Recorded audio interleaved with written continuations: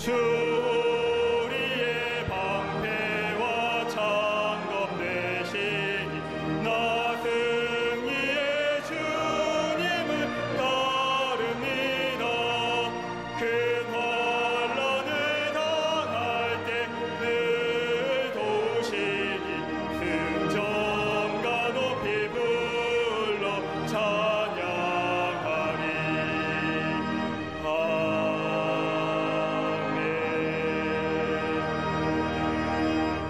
교독문 75번 마태복음 6장을 교독하시겠습니다. 그러므로 내가 너에게 이르노니 목숨을 위하여 무엇을 먹을까 무엇을 마실까 몸을 위하여 무엇을 입을까 염려하지 말라.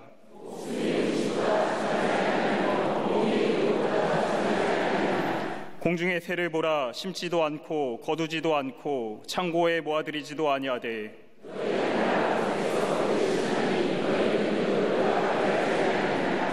너희 중에 누가 염려함으로 그 키를 한 자라도 더할 수 있겠느냐?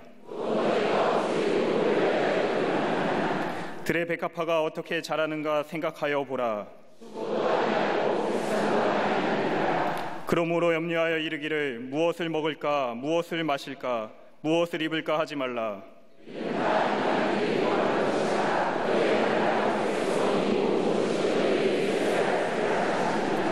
그런즉 너희는 먼저 그의 나라와 그의 의를 구하라. 아멘.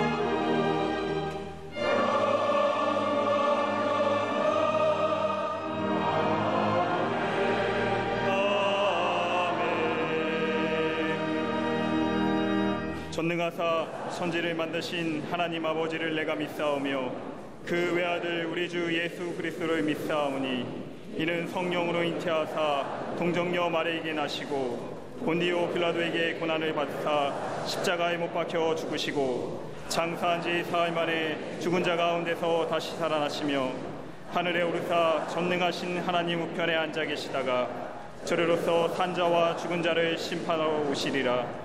성령을 믿사오며 거룩한 공회와 성도가 서로 교섭하는 것과 죄를 사하여 주시는 것과 몸이 다시 사는 것과 영원히 사는 것을 믿사옵나이다. 아멘.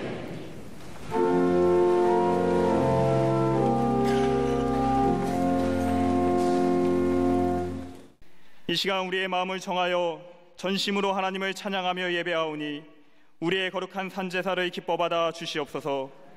지난 한 주간 하나님의 말씀대로 살지 못하고 세상에 속한 모습으로 살아왔음을 고백합니다. 교만하고 거짓된 모습, 물질과 정욕을 쫓아선 우리의 죄를 회개하오니 예수 그리스도 보혈의 피로 정결케 하여 주시옵소서. 오직 여호와를 의뢰하며 선을 행하고 하나님을 기뻐하는 거룩한 주의 백성들이 되게 하여 주시옵소서. 은혜와 긍휼을 베푸시는 주님, 온 세계 열방에 하나님의 샬롬의 평화가 임하기를 원합니다. 전쟁과 테러의 소식이 그치고 하나님의 평강이 이 땅에 임하여 다툼과 미움이 사라지며 용서와 화해의 삶을 살아가는 이 세계가 되게 하여 주시옵소서. 이 나라 이 민족 위에도 함께 하셔서 분열과 반목이 사라지게 하시고 온 백성이 하나 되어 침체된 경계가 회복되는 역사가 있게 하여 주시옵소서. 무더운 날씨와 홍수의 피해로 어려움을 겪는 이들에게 도움의 손길을 허락하시고 주님의 긍휼하심과 위로하심을 부어주셔서 회복의 은혜를 누리게 하여 주시옵소서. 세우신 대통령과 지도자들이 하나님을 경외하게 하시고 백성을 위한 올바른 정치를 할수록 지혜와 능력으로 함께하여 주시옵소서. 모든 백성들도 우상과 죄악을 버리고 하나님께로 온전히 돌아오게 하여 주시옵소서. 저 북녘 땅에서 부르짖는 주의 백성들을 기억하셔서 어둠에서 빛으로 죽음에서 생명으로 변화되는 주의 축복이 임하기를 원합니다. 하나님의 선하신 뜻 가운데 남과 북이 하나 되어 주님을 예배하는 날이 속히 오게 하여 주시옵소서. 빛의 숲 광리제단을 통하여 선한 뜻을 이루어 가시는 하나님, 말씀과 기도, 성령의 역사가 임하는 신사도적 교회로 삼아주시니 감사합니다. 우리 교회가 이 나라와 민족 모든 세계 열방 가운데 복음을 전하게 하시고 큰 비전과 거룩한 구원의 역사를 위하여 더 크게 쓰임받는 교회가 되게 하여 주시옵소서.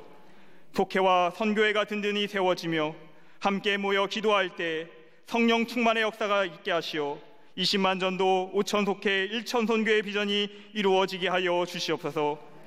진행 중인 교회학교의 여름 행사를 통하여 믿음의 귀한 자녀들이 영적으로 성장하며 이 세상의 빛과 소금으로 자라나게 하여 주시옵소서. 예수 그리스도의 심장을 가지고 국내외 선교를 진행하는 청년 선교국 가운데 함께 하셔서 귀한 복음의 열매들이 풍성히 맺혀지게 하여 주시옵소서. 교육국과 청년 선교국 청장년의 성장과 성숙을 통하여 우리 광림의 다음 세대가 준비되게 하여 주시옵소서.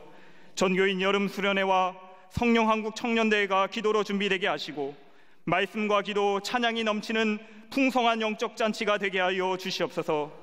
서교회가 아름답게 건축되게 하심에 감사합니다. 온전히 하나님께 봉헌되어 청라, 인천 지역의 선교의 사명 감당하는 복된 재단 되게 하시고 주의 사명을 감당할 귀한 일꾼들을 보내주셔서 날마다 부흥 성장을 이루게 하여 주시옵소서. 앞에서 이끌어가시는 감독님과 담임 목사님 영육간의 강건함으로 지켜주시고 성령의 은사와 능력으로 충만케 하여 주시옵소서. 주신 목회 비전마다 성취되게 하시고 시대에 맞는 목회적 감각으로 영적으로 둔감한 이 시대를 일깨우며 한국교회의 새로운 부흥의 역사를 주도하는 능력의 사자 되게 하여 주시옵소서. 이 시간 말씀을 선포하실 때 주의 오른손으로 붙잡아 주시고 성령의 능력으로 함께 하셔서 말씀을 듣는 자마다 삶에 지친 영혼이 회복되며 변화되는 은혜의 시간 되게 하여 주시옵소서.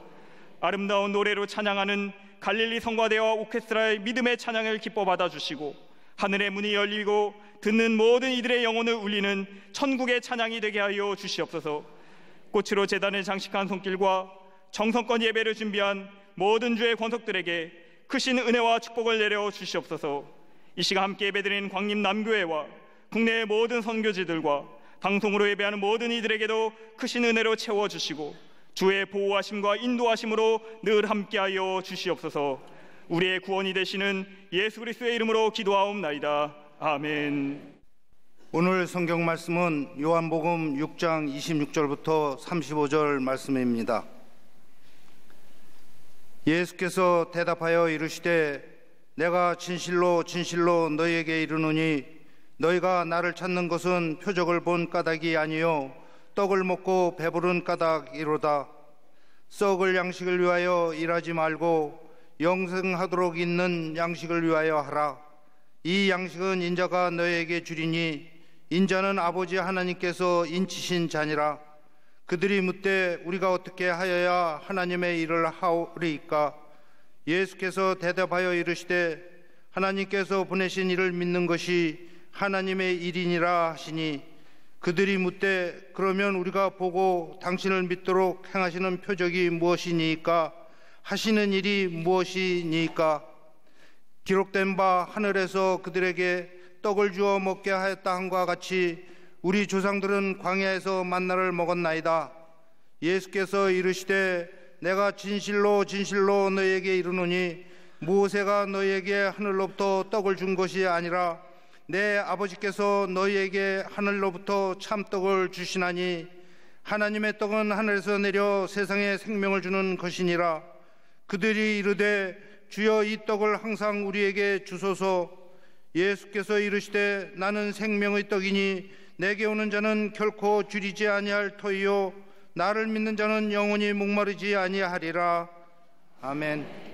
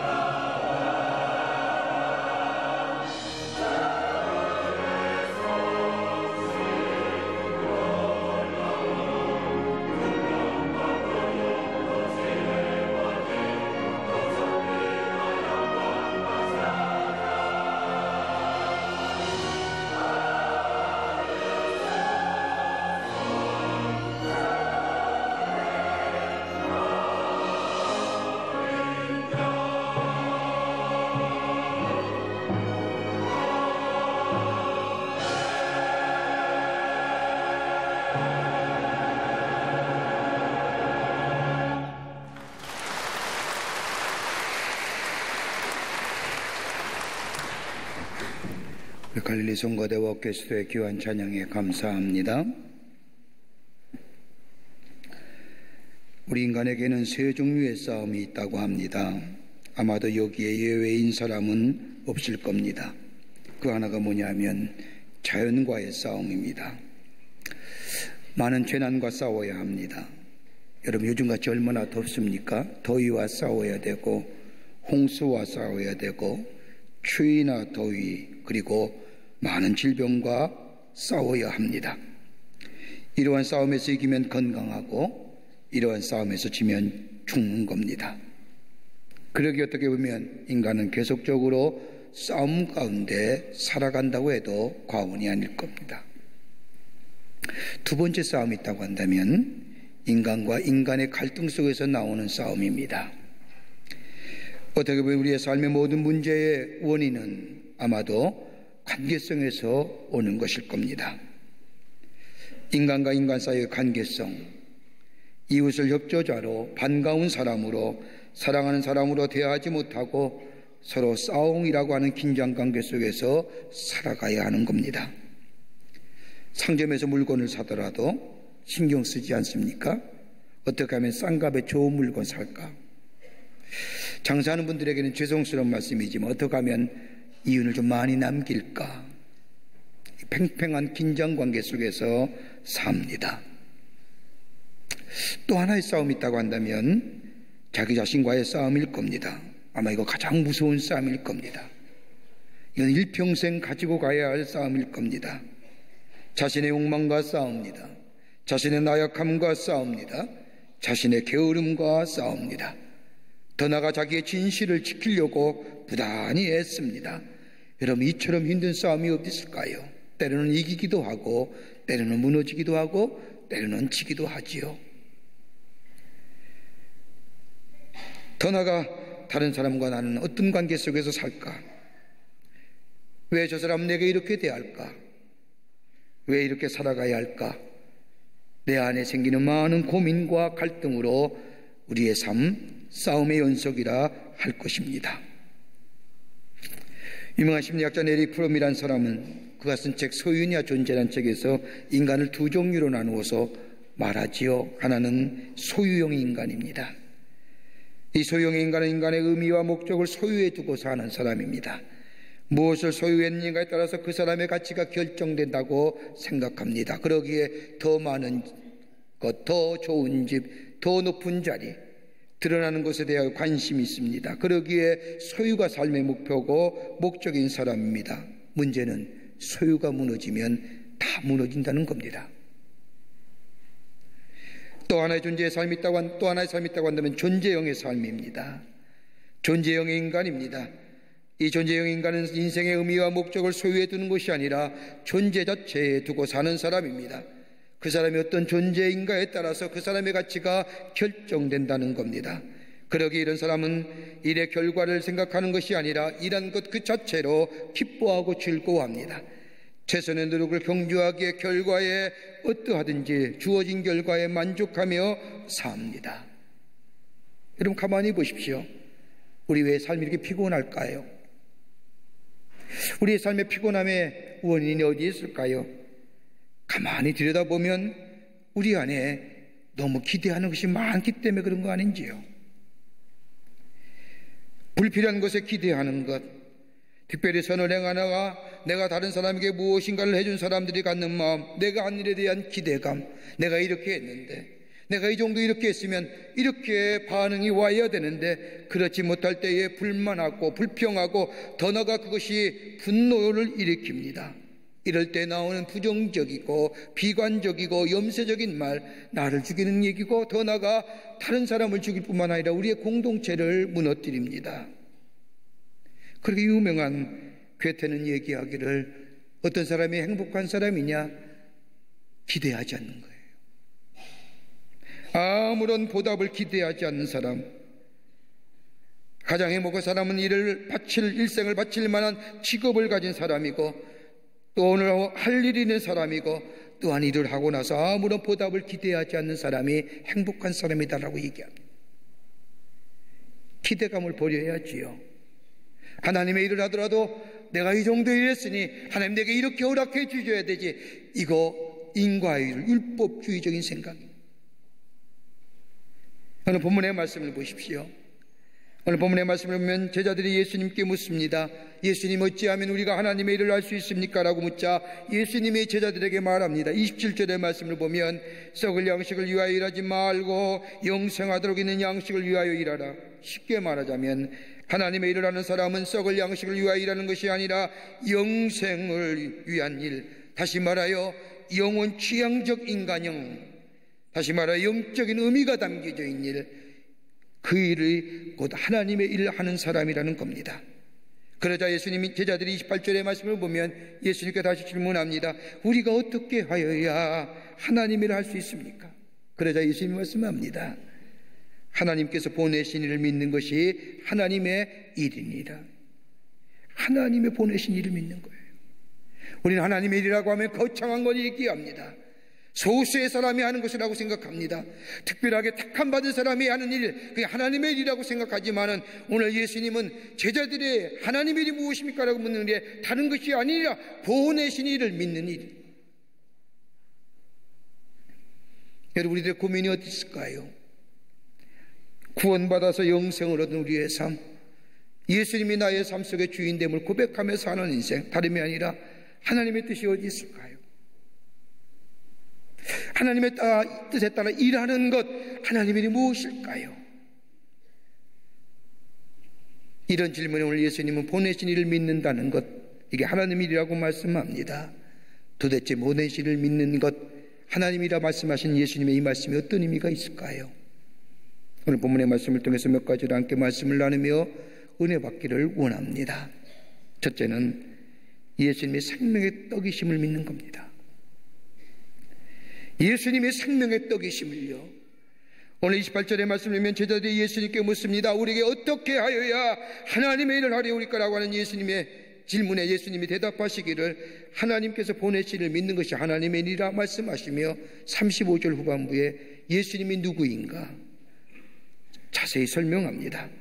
예수께서 이르시되 나는 생명의 떡이니 내게 오는 자는 결코 줄이지 아니할 터이요. 다시 말하여 예수님이 생명의 떡이심을 믿는 것이 보내신 일을 믿는 것이요, 이것이 하나님의 일이라는 겁니다. 여러분, 떡이라는 게 뭘까요?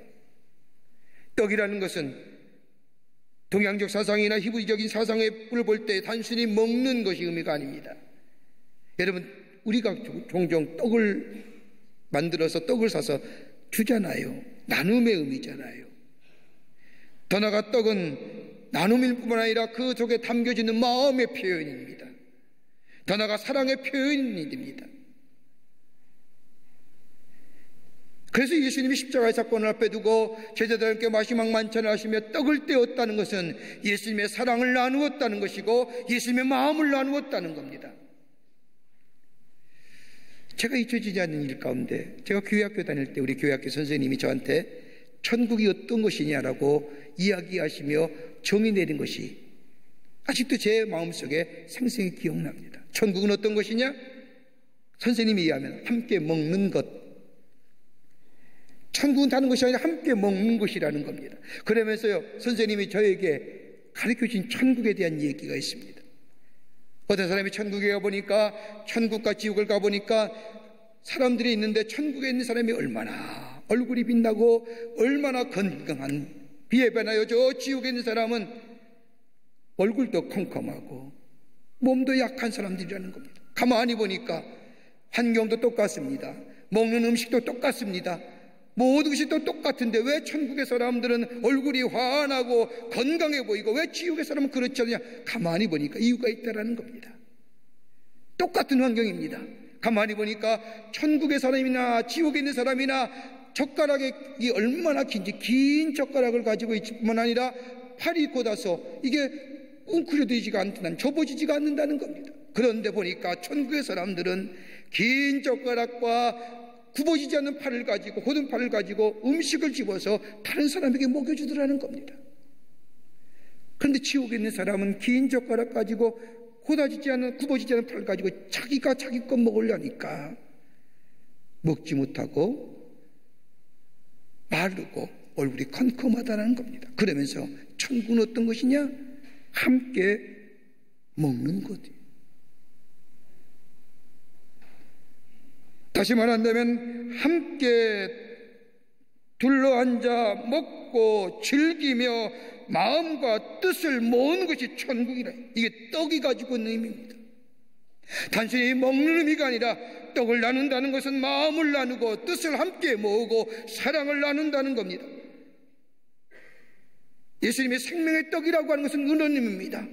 예수님의 사랑을 나누고 예수님의 마음을 나누고 예수님의 기쁨을 나눈다는 겁니다. 그러면서 예수님이 좀 더 구체적으로 자신이 생명의 떡임을 얘기하는 31절의 말씀을 보면 설명하시는데, 하늘에서 그들에게 떡을 주어 먹게 함과 같이 우리 조상들은 광야에서 만나를 먹었나이다 라고 떡에 대하여 설명을 더 하십니다. 다른 말로 말하면 저 이스라엘 백성이 광야에서 하늘로부터 내려지는 만나를, 신비한 떡을 얼마나 새롭게 거두어 먹음으로써 생명을 솟게 된 것처럼 생명의 떡인 나를 매일매일 먹어야 된다는, 다른 말하면 예수님과 매일매일 새롭게 생명적 관계를 가져야 된다는 겁니다. 다시 말해 예수님과의 절대적이고 인격적인 관계 속에서 저 이스라엘 백성이 만나를 매일매일 새롭게 거두어 먹은 것처럼 예수와 함께 늘 함께 더불어 함께 사는 존재, 이것이 나를 보내신 자를 믿는 것이고 이것이 하나님의 일이라는 겁니다.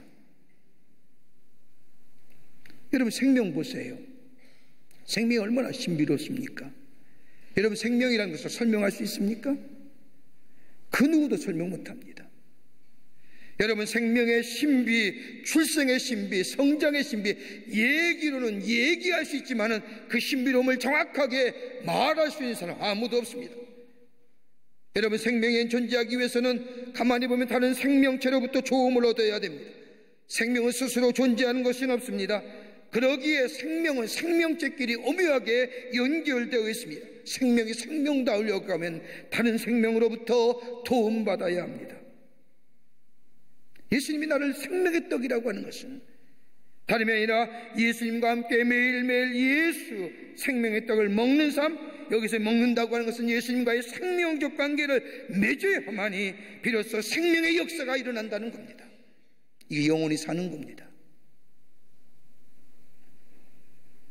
그러기에 예수님과 우리의 관계는 생명적 관계요, 필수 불가결한 관계요, 뗄래야 뗄 수 없는 관계요, 일시적인 관계가 아니라 지속적인 관계가 됨을 우리가 믿으며 그 안에 거하는 자, 이것이 나를 보내는 자를 믿는 자요, 이것이 하나님의 일이라는 겁니다.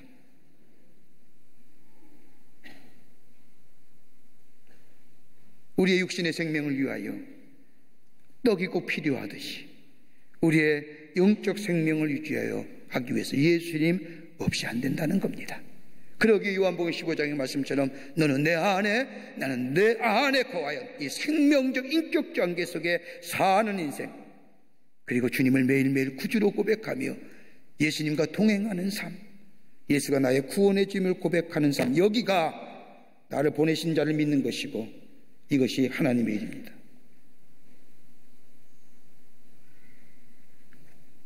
여러분, 인도의 성자인 선다싱에 일어나실 겁니다. 어느 날 그가 히말라야 산맥을 넘어간 친구랑 함께 넘어서 네팔로 전도 여행을 떠납니다. 추운 겨울이었습니다. 넘어가는데 가다 보니까 어떤 한 사람이 쓰러져 있는 겁니다. 거의 죽게 되었습니다. 선다싱은 그 앞에서 머뭇거리는데 친구가 얘기합니다. 이봐, 빨리 넘어가요. 추운 겨울이야. 우리 머물거리다가 날이 저물으면 우리도 죽게 돼. 그래, 빨리 넘어가자. 재촉하는 겁니다. 그런데 선다싱은 도무지 걸음을 뛸 수가 없습니다. 친구 보고 먼저 가라고 얘기하자 친구는 머뭇거리더니 먼저 떠납니다. 선다싱은 그 바위 죽게 된 그 행인을 등에 들쳐먹고 산을 넘어갑니다. 한참을 가다 보니까 웬 사람이 저 앞에 누워있는데 가까이 보니까 먼저 앞서갔던 친구입니다. 날이 어두워 죽게 되면 죽게 됐다고 얘기하며 먼저 앞서갔던 친구, 가만히 보니까 죽고 있는 겁니다. 그러나 이 선다싱은 거의 죽어가는 행인을 등에 업고 걸으니 체온과 체온이 부딪혀 땀이 나고 그 온기가 거의 죽게 된 사람을 살 뿐만 아니라 두 사람이 함께 산맥을 넘어 추운 겨울에 그 눈보라를 넘어서서 네팔로 넘어갔다는 겁니다. 생명의 뜻인 예수님을 매일매일 먹는 인생, 예수님과의 절대적이고 인격적인 관계, 그리고 필수 불가결의 예수 안에 거하는 인생. 여러분, 어떤 큰 일을 하거나 위대한 일에서 주의 일하는 것이 아니라 내가 예수 안에 거하고 예수가 나의 구주임을 매일매일 고백하며 사는 삶, 이것이 바로 나를 보내신 이를 믿는 자의 삶이요, 이것이 바로 하나님의 일이 줄 믿습니다. 이거 해야 되는 거예요. 두 번째는 십자가의 사랑의 계시를 믿는 겁니다. 예수 그리스도의 십자가의 사랑, 예수님의 십자가에 살동하여 나타난 하나님의 사랑과 그 계시에 믿는 겁니다. 여러분, 오늘 본문의 말씀을 좀 더 이해를 하려고 하면 1장부터 6장 1절부터 시작이 돼야 됩니다. 예수님이 저 바닷가 근처에서 저 배 두 척을 모으시고 그 위에 앉아서 그에 서서 하나님 말씀을 전파합니다. 얼마나 많은 사람이 모였는지 시간 가는 줄 모르고 하나님의 말씀을 전파합니다. 때가 되어서 배고파할 때에 예수님께서 너희들에게, 제자들에게 너희가 저희 좀 먹여라 할 때 아무것도 없음을 알고 안드레가 보리떡 5개와 물고기 2마리 가진 소자의 도시락을 가지고 예수님 앞에 나옵니다. 예수님이 거기에 축사하고 나자 그리고 나서 나누어 줍니다. 5,000명이 먹습니다. 얼마나 놀라운 일입니까? 그런 후에 수많은 사람들이 예수님을 옹호하고 또 따라가기를 원하자 예수님은 그들을 물리치시고 한적한 곳에 가서 산에 딴에 올라가서 기도하십니다. 그 사이에 제자들은 배를 타고 디베랴 바닷가를 건너 가버나움을 갑니다. 가다가 큰 풍랑을 만납니다. 죽을 징이 되었을 때에 예수님께서 찾아와 저들을 구원해 주시고, 다른 복음서의 말씀을 보면 그때 베드로가 물 위를 걷는 위대한 일을 경험하게 됩니다. 그리고 그 다음 내려왔습니다. 오병이어의 기적을 경험한 수많은 사람들이 다시 예수님을 찾아오는데 예수님이 아니 계시는 겁니다. 제자들이 배를 타고 저 디베랴 바닷가를 건너간 걸 알고 저들이 찾아가서 가버나움에 도착하자 그리고 수소문하여 예수님을 만납니다. 예수를 만나자마자 이 무리들이 예수님께 묻습니다. 랍비요, 언제 여기 오셨습니까? 예수님이 저들을 보고 말씀하시기를 너희가 나를 찾는 것은 표적을 본 까닭이 아니요 떡을 먹고 배부른 까닭이로다 라고 말씀하시며 썩을 양식을 위하여 일하지 말고 영생하도록 있는 양식을 위하여 일하라 말씀하십니다. 여러분, 저들이 예수님을 따라온 것은 표적을 보고 온 것이 아니라 배부른 까닭이에요. 예수님을 통하여 양식 얻는 까닭에, 여러분, 예수님이 말씀하신 표적을 받는 까닭이 아니라고 하는 말씀이 표적이 무엇입니까? 여러분, 이적이 어떤 겁니까? 기이한 일이고 그 어떤 인간이 할 수 없는 하나님의 초자연적인 사건을 이렇게 가리켜서 표적과 이적이라고 얘기합니다. 누가 하시는 겁니까? 여러분, 표적을, 어떤 표적이 일어나느냐, 어떤 이적을 행하느냐가 중요한 것이 아니라 그 표적을 행한 자가 누구냐, 이적을 행한 자가 누구냐, 이거 중요한 거 아닙니까? 예수님이 저 눈먼 자를 뜨게 하셨습니다. 누운 자를 일으키셨습니다. 죽은 자를 살리셨습니다. 여러분, 누가요? 예수가요. 그러기에 표적과 이적은 예수님이 어떤 사람인가, 예수님이 누구신가를 가르쳐주는 겁니다. 하나님의 아들이요, 우리의 구원자요, 저 성경에 예언한 것처럼 매임과 풀림과 억압 가운데 자유케 하시기 오신 메시아요, 하나님의 아들이요, 궁극적으로 그 매임과 그리고 풀림과 그리고 자유로움을 해결 하신 것이며 십자가의 사건을 통해서 이루어졌다는 사실. 그렇게 표적과 기사와 이적은 어디로 해석해요? 예수 그리스도의 십자가의 사건으로 해석되어져야 돼요.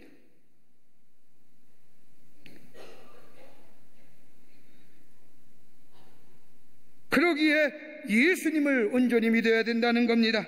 하나님의 아들이시오 우리의 구원이실 그리스도의 심을 온전히 믿어야 된다는 겁니다. 더 나아가 십자가에서 이루어진 하나님의 사랑, 계시적 사건을 받아들여야 된다는 겁니다. 이것이 보내신 이를 믿는 겁니다.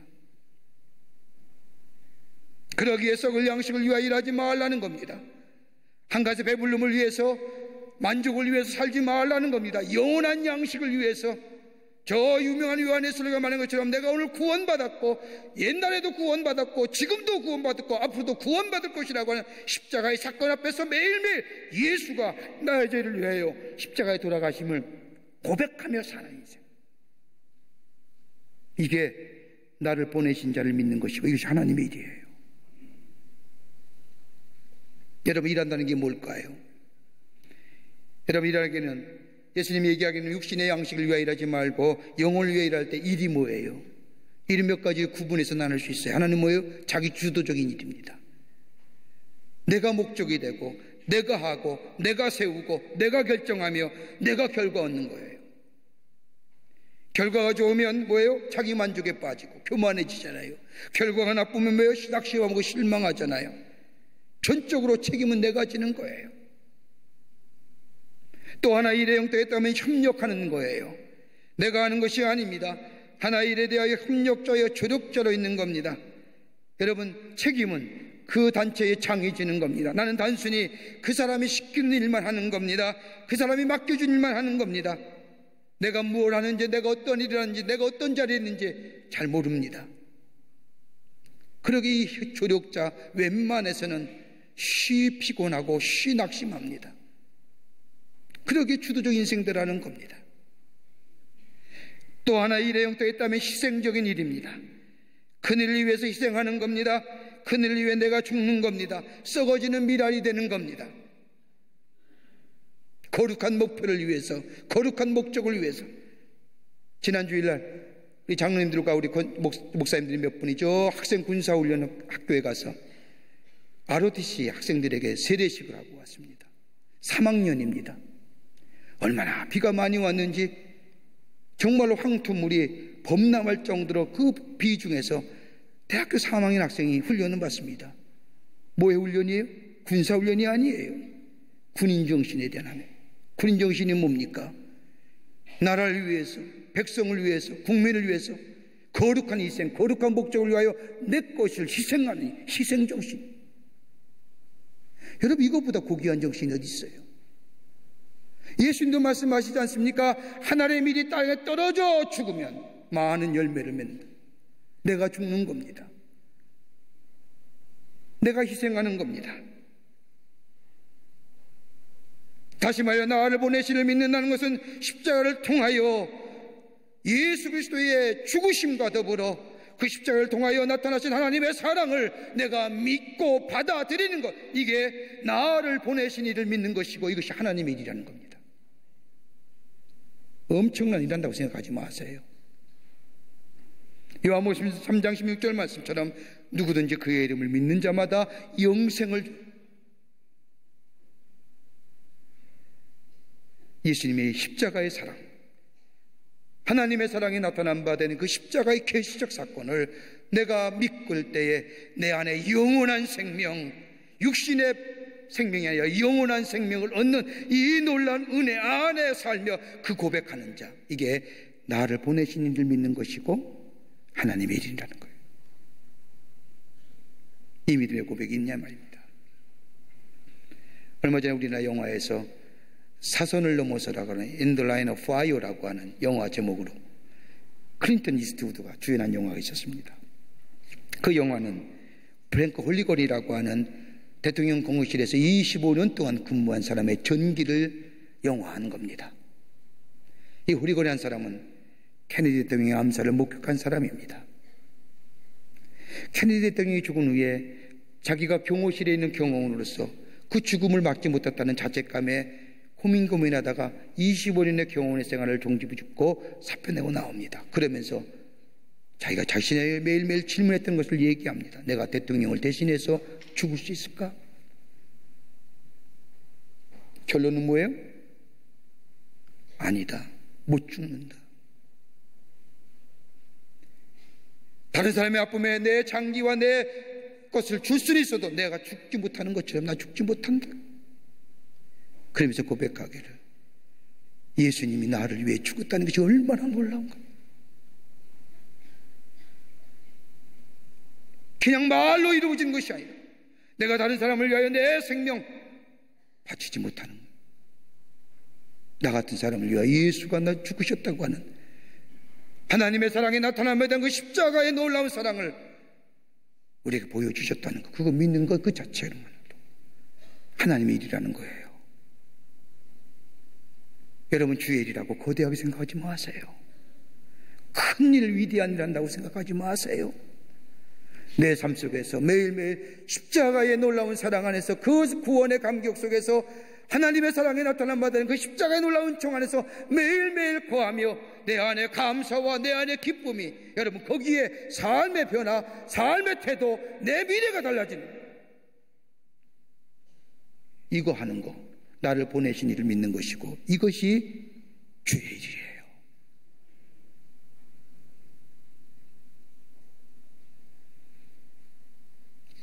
끝으로 하나님 하시는 일에 내가 함께 하는 거예요. 하나님이 하시는 일에 내가 함께 하는 거예요. 오늘 본문의 말씀을 보십시오. 보내시를 믿는 것은 적게나마 하나님의 하시는 일에 내가 함께 참여한다는 겁니다. 27절의 말씀을 보면 썩을 양식을 위하여 일하지 말고 영생하도록 있는 양식을 위하여 일하라 하시면서 27절 후반부에 와서 뭐라고 말씀하십니까? 이 양식은 인자가 너희에게 주리니 인자는 아버지 하나님께서 인치신 자라. 자, 보십시오. 양식 주신 이는 예수님이시라는 거예요. 제자들은 뭐예요? 그 양식을 뭐 했던 거예요? 그냥 나눠주는 일에 동력한 거예요. 참여한 거예요. 여러분, 성경 말씀을 보세요. 6장 1절 이후의 말씀을 보면 예수님이 보리떡 5개와 물고기 2마리로 떡을 만들어 5,000명을 먹이셨어요. 떡 만드신 이 누구예요? 예수님이에요. 그 만드신 이 떡을 전달하는 누구예요? 제자예요. 여러분 보세요. 제자들이 예수님이 주신 떡을 가지고 5,000명에 나눠줄 때 얼마나 자랑스럽겠어요?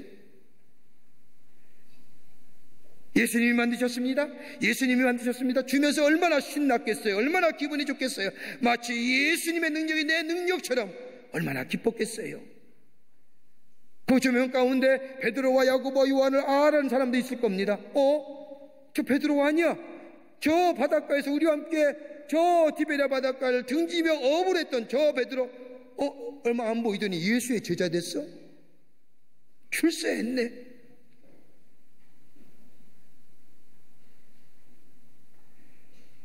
제자들이 나눠준 거예요. 떡은 하나 예수님이 만드신 거예요.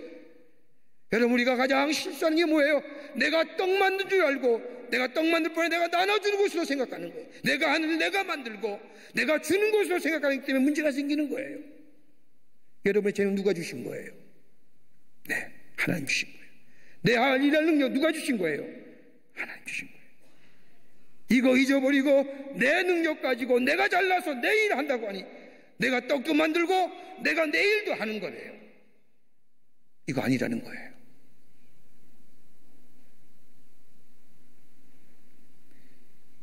내가 하는 일, 하나님이 내게 능력 주시라는 겁니다. 그러기에 내가 하는 일은 하나님의 하신 일에 내가 가담하고, 내가 하나님의 일에 몸소 행하시는 하나님의 거룩한 역사에 내가 뭐예요? 조금 동참하는 것. 다른 말로 말하면, 다른 얘기한다면 하나님의 하신 말씀의 사역에 내가 뭐예요? 내 삶 속에 그 말씀을 적용하는 거예요. 우리 쉽게 오해해요. 내가 만들고 내가 주는 것으로, 이것이 하나님의 능력인 것으로. 여러분, 어떤 일을 할 때 그 일을 가능케 하는 것이 뭐예요? 자본이라고 얘기합니다. 자본이 있어야 된다고 얘기합니다.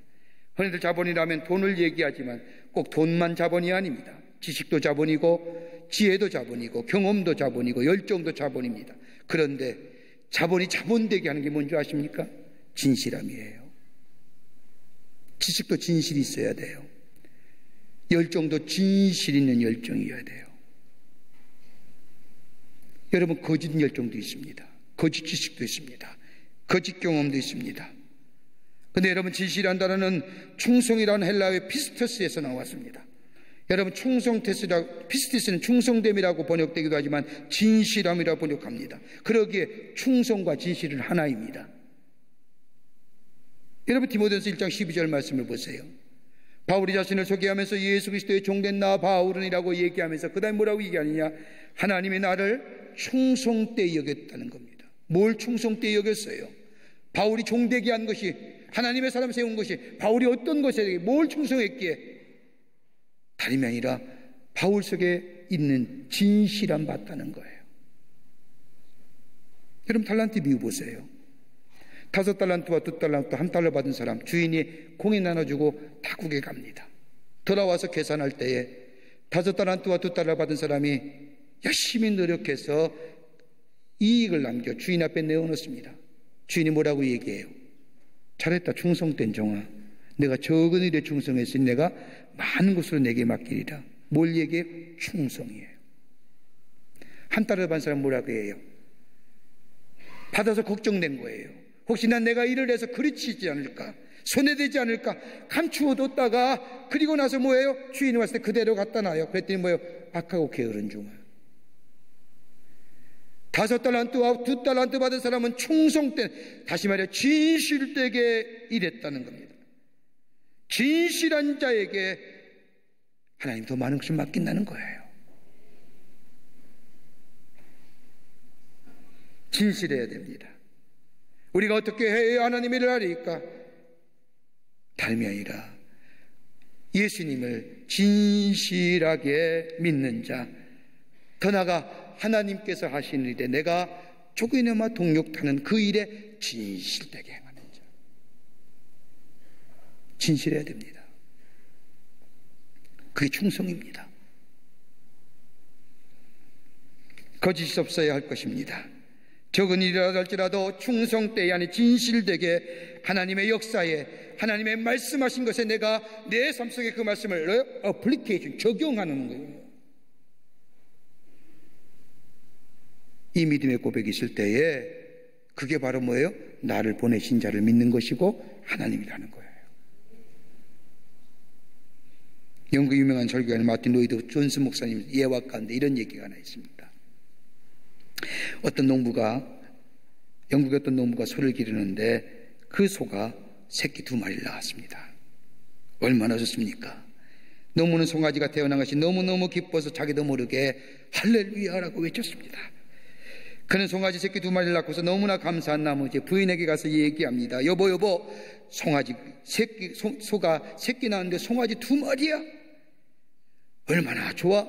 하나는 우리 주님께 드리자고, 하나는 주님께 드리고, 그리고 그 하나는 우리의 것으로 삼으십시다. 아내가 그 말을 듣고 너무 좋아서 아멘 화답했습니다. 얼마가 지났습니다. 안타깝게도 얼마 후에 송아지 한 마리, 새끼 한 마리가 시름시름 앓다가 죽고 만 겁니다. 얼마나 상심이 되든지 안타까운 마음에 울상이 되어 집에 돌아와 부인에게 얘기합니다. 여보, 큰일 났어. 큰일 났다고. 주님의 송아지가 죽었어.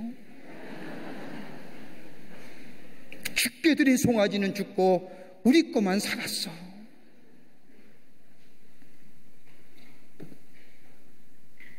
여러분, 하나님의 일, 큰 것 하거나 엄청난 일을 해야 주의 일, 내가 풀타임으로 온전히 시간 맞춰서 일해야 주의 일이 아니라 내가 주신 귀한 탤런트 안에서 진실되이, 적은 것이라도 진실되이 그 맡겨준 일을 감당하는 자, 나를 보내신 일을 믿는 것이고 그것이 하나님의 일이라는 겁니다.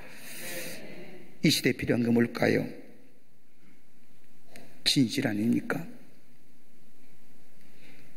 예수 안에서의 진실함 회복하는, 그래서 보내신 일을 믿는, 하나님의 일들을 감당하는, 그래서 이 땅의 생명의 역사를 놓아가는 여러분과 저와 되시기를 주의 이름으로 축원합니다. 하나님 감사합니다. 저희들 사랑해 주시고 하나님의 자녀 삼으심에 감사합니다. 생명의 떡이신 예수님, 매일매일 먹고 그 안에 교제하며 그로 인해 내 영혼의 생명이 사는 저희들 되게 하여 주시고,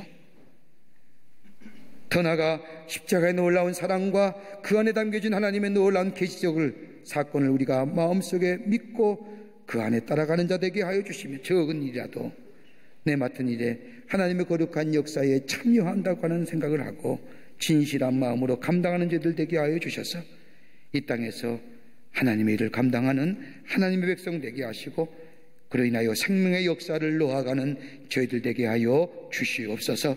성령이 도우실 줄 믿으며 예수님의 이름으로 기도하옵나이다. 아멘.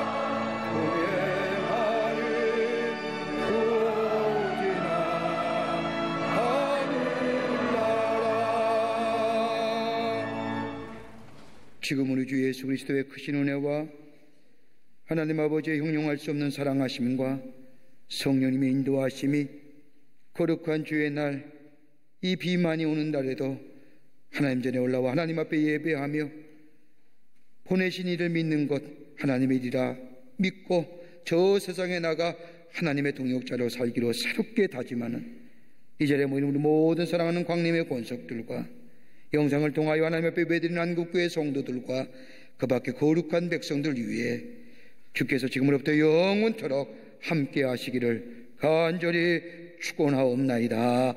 아멘. 조신 하나님